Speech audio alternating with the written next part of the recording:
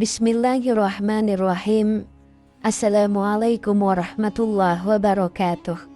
Mungkin saudaraku semuanya juga sudah mengetahui bahwasanya apabila kita bersedekah dengan ikhlas, maka Allah Subhanahu wa Ta'ala akan mengganti berlipat-lipat, baik di dunia maupun di akhirat kelak.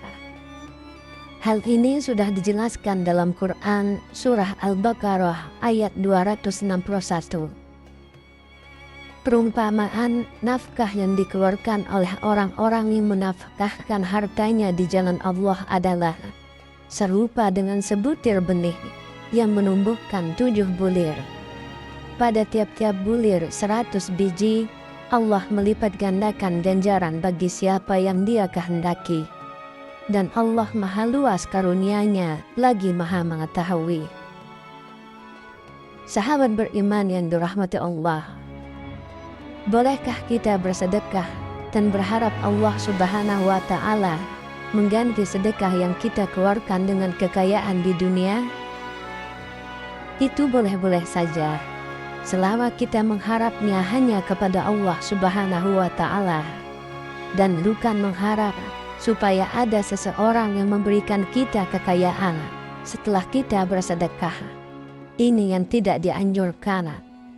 Kenapa? Karena kita sudah berharap kepada sesama makhluk ciptaan Allah Subhanahu wa Ta'ala, sedangkan Allah Subhanahu wa Ta'ala sudah memerintahkan untuk tidak menggantungkan diri kepada sesama makhluknya, yang menandakan kita telah menyekutukan Allah dengan sesuatu. Lalu yang kedua, orang yang gemar bersyukur. Sudah tidak dipungkiri lagi bahwasanya apabila kita selalu bersyukur setiap saat, baik ketika mendapatkan rezeki yang berupa harta benda, kesehatan, atau bahkan dalam kondisi diuji dengan sakit pun, kita bersyukur. Insya Allah, Allah Subhanahu wa Ta'ala akan menambah nikmat kita, dan dengan kuasa-Nya akan mengangkat penyakit dalam diri kita. Dalam Quran Surah Ibrahim ayat 7, Allah Subhanahu wa Ta'ala sudah berfirman, "Dan ingatlah juga, tak kala Tuhanmu memaklumkan, sesungguhnya jika kamu bersyukur, pasti kami akan menambah nikmat kepadamu. Dan jika kamu mengingkari nikmatku, maka sesungguhnya azabku sangat pedih." Dari ayat di atas sudah jelas dikatakan bahwa barang siapa yang sering mensyukuri nikmat yang diberikan Allah Subhanahu wa Ta'ala, maka Allah akan menambah nikmat untuk kita. Akan tetapi, jika kita mengingkari nikmat yang diberikan Allah Subhanahu wa Ta'ala, maka Allah akan mengazab orang tersebut dengan azab yang sangat pedih. Untuk itu, teruslah bersyukur dalam segala kondisi dan lakukan setiap hari. Insya Allah, nikmat kita akan terus ditambah oleh Allah Subhanahu wa Ta'ala. Amin ya Rabbal Alamin.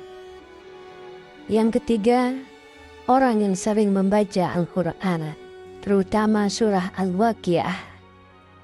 Surah Al-Waqiah memang dikenal memiliki keutamaan dalam hal mendatangkan rezeki atau nikmat.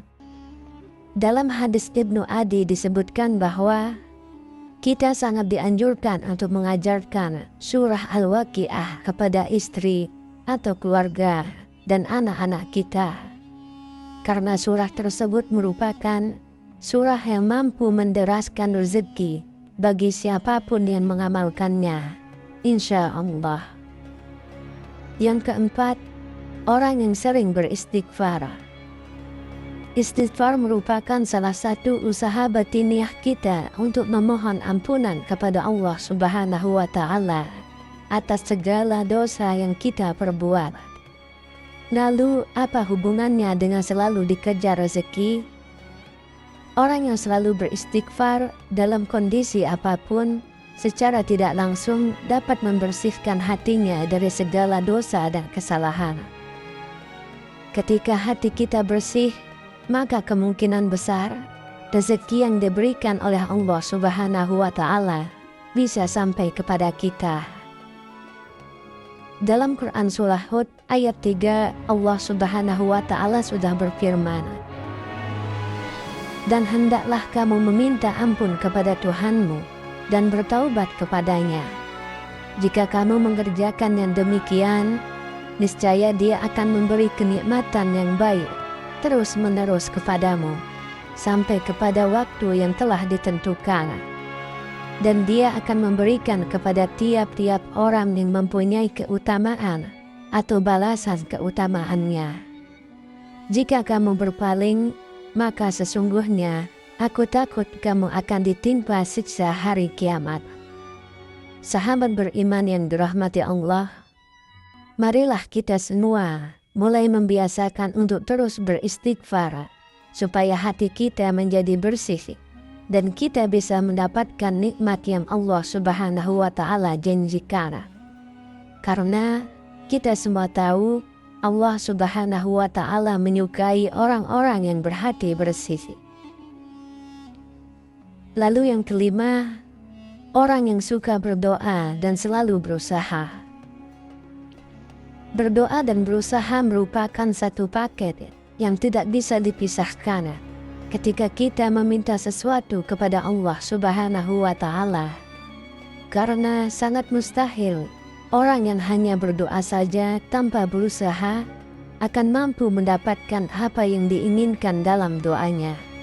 Untuk itu, selain kita berdoa, juga berusaha untuk mendapatkan hasil dari doa yang sudah kita panjatkan kepada Allah Subhanahu wa Ta'ala.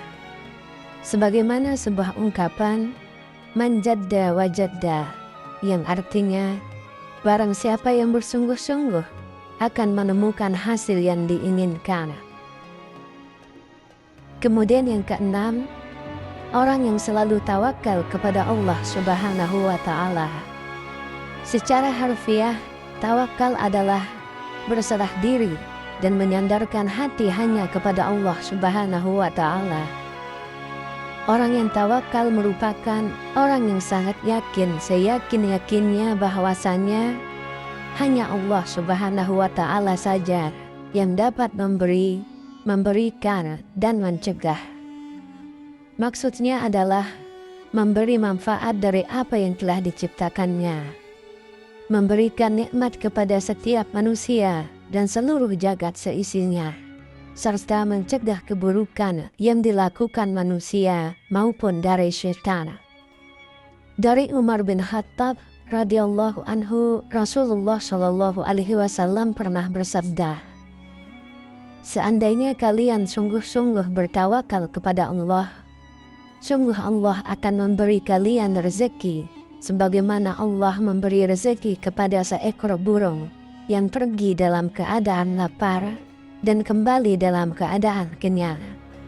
Hadis riwayat Ahmad, Tirmizi, Nasai, Ibnu Majah, Ibnu Hibban, dan Al-Hakim. Dari hadis tersebut sudah sangat jelas dikatakan bahwa seekor burung saja Allah Subhanahu wa Ta'ala sudah menjamin rezekinya. Apalagi kita sebagai manusia yang mau bertawakal hanya kepada Allah Subhanahu wa Ta'ala. Insya Allah, rezeki tidak akan pernah putus diberikan oleh Allah Subhanahu wa Ta'ala kepada kita. Wallahu a'lam bishawab. Demikian yang bisa saya bagikan. Semoga video ini bermanfaat untuk kita semua. Amin ya rabbal alamin. Assalamualaikum warahmatullahi wabarakatuh.